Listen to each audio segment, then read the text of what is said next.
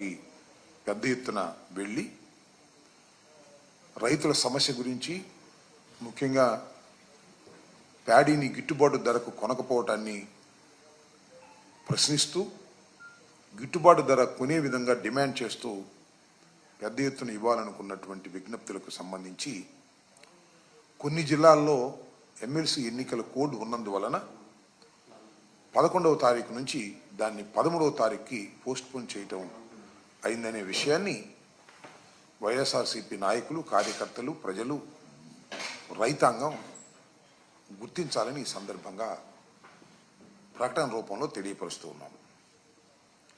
ఇకపోతే అసలు విషయానికి వస్తే,